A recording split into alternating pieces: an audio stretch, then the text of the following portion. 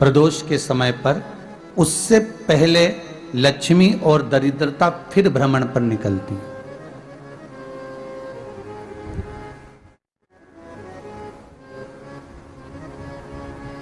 शिव भ्रमण कर कर जब वापिस आ जाते हैं, हिंदू धर्म में पीपल के वृक्ष की जो गणना वराह पुराण में करी गई है, 4 बजे से 7 बजे तक शिव के भ्रमण का समय बताया है शाम को। तो 7 बजे से लेकर फिर रात्रि 9 बजे तक लक्ष्मी और दरिद्रता फिर भ्रमण पर जाती है। इनका एक समय निश्चित है महाराज। भ्रमण कर कर आ जाना। अब इस बीच में जब लक्ष्मी और दरिद्रता दोनों निकल कर जा रही हैं, तो दोनों एक भाव रख कर जाती हैं कि आज हमको कहां प्रवेश करना है।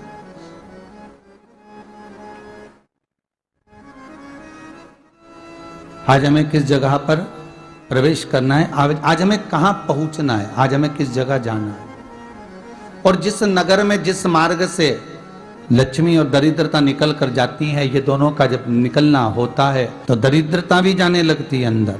जब दरिद्रता अंदर जाने लगती है तो लक्ष्मी उसको रोक देती है।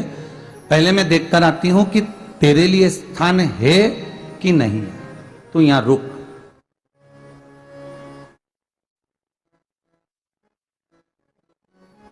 कुछ देर तक दरिद्रता बाहर खड़ी रहती है और लक्ष्मी जी की बड़ी बहन जब दरिद्रता बार बार अंदर जाने का प्रयास करती है तो लक्ष्मी जी कहती हैं, जीजी तू इतनी बड़ी होकर तुझे मालूम है तू तेरा सम्मान होना चाहिए, आदर होना चाहिए, और तू अंदर चली जा और कोई तेरा सम्मान ना करे तो कितना बुरा लगेगा, इसलिए तू बाहर खड़ी रहे। मैं अभी आई। अंदर जाती है और जब लक्ष्मी जी भ्रमण कर लेती हैं, अंदर प्रवेश कर कर आती हैं, और प्रवेश कर कर आती हैं तो दरिद्रता पूछती है चले अंदर। तो लक्ष्मी जी कहती हैं, तुझे मालूम नहीं है क्या जीजी कि जिस घर में मैं प्रवेश कर जाती हूं उस घर में फिर दरिद्रता नहीं जा सकती, क्योंकि ये तेरा वचन था, ये तेरा वचन था। अपन दोनों का जब मंगल विवाह हुआ था, मेरा विवाह जब नारायण के साथ में हुआ और तुम्हारा विवाह जब दुसाह मुनि के साथ हुआ, दरिद्रता का विवाह दुसा मुनि के साथ हुआ। जब अपना दोनों का विवाह हुआ था तो अपन दोनों ने एक वादा करा था कि जिस घर में लक्ष्मी प्रवेश कर जाएगी उस दिन फिर दरिद्रता नहीं जाएगी, और जिस घर में दरिद्रता प्रवेश कर जाएगी उस घर में फिर लक्ष्मी नहीं जाएगी। अब जब मैं अंदर देख कर आ गई हूं तो तू अंदर नहीं जा सकती, अर्थात लक्ष्मी के चरण जिस घर में पड़ गए उस घर में फिर दरिद्रता प्रवेश नहीं कर रही। चलते चलते फिर दरिद्रता ने देखा और लक्ष्मी जी इसको लेकर गई, और लक्ष्मी जी ने देखा कि इसके दरवाजे पर जल नहीं छीटा गया, इसके दरवाजे पर ना रंगोली डली है, इसका द्वार साफ नहीं हुआ है,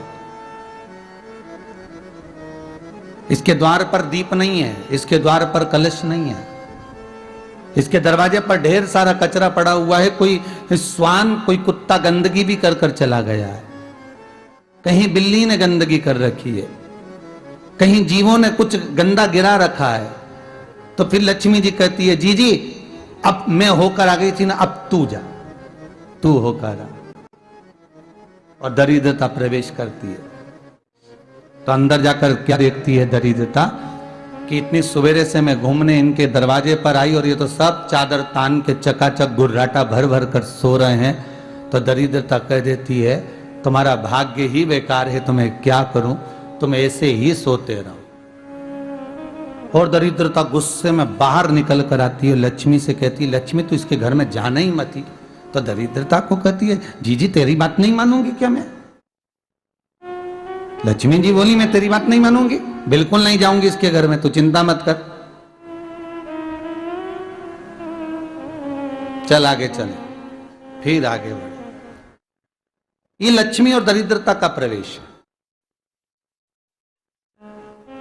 आपके घर का द्वार, आपके घर का दरवाजा। फिर निवेदन करूंगा एक बहुत सुंदर बात, हमें महाराष्ट्र से सीखना चाहिए, हमें साउथ से सीखना चाहिए, दक्षिण से। जिस समय पर भक्ति देवी यमुना जी के घाट पर रो रही थी अपने पुत्र ज्ञान और वैराग्य को गोदी में लेकर समय देव ऋषि नारद ने एक प्रश्न किया था कि तुम कहां पर पोषित हुई हो, तुम्हें ऊर्जा कहां से प्राप्त हुई?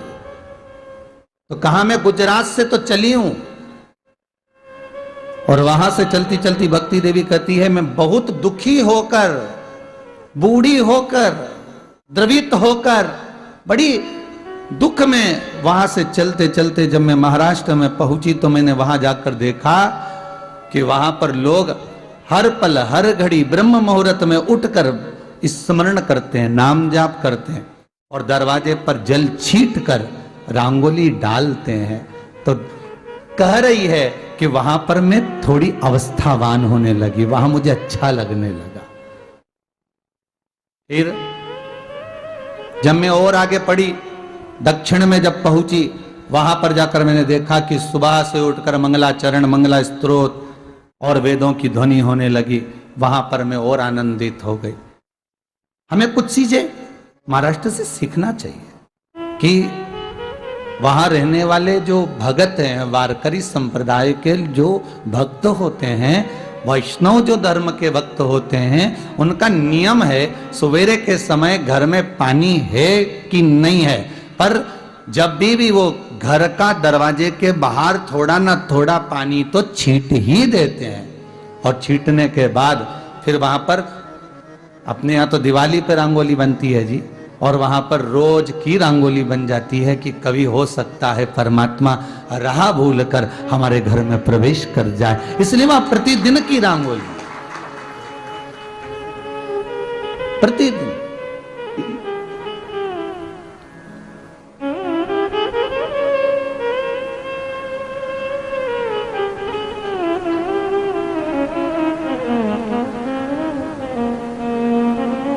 हमें सीखना चाहिए थोड़ा सा। आज के जमाने में तो बहू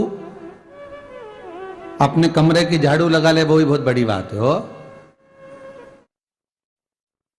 खड़ी खड़ी बहू ये देखती रहेगी कि नौकरानी सही से झाड़ू लगा रही, वहां से लगा के लाओ, इधर से हेड के ले जाओ, वहां से कचरा सोरो, वहां से पोछा लगाओ।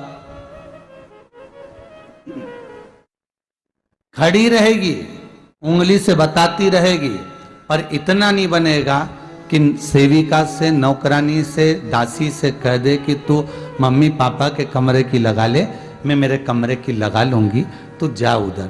थोड़ा दया का भाव अगर होता तो उसके मन में भी आता कि मेरी बड़ी सेठानी तो अपनी जगह पर है, पर छोटी तो सेठानी की भी बड़ी सेठानी है जो मुझ पर करुणा करती रहती है।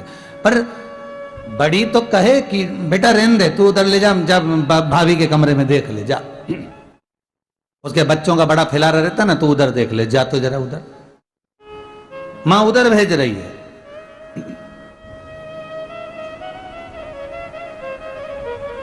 थोड़ा सेवा का भाव हमारे भीतर हो। और एक निवेदन तो हमेशा करा है और अब आज भी करता हूं, पूरे घर की सफाई करवाओ, पूरे घर में तुम पोछा झाड़ू जो चाहे करवाओ, मना नहीं है, पर एक निवेदन है, रसोई घर के अंदर बहू और बेटी ही जाकर भोजन बनाए तो अन्नपूर्णा सदा कृपा करती है महाराज। बहू और बेटी ही।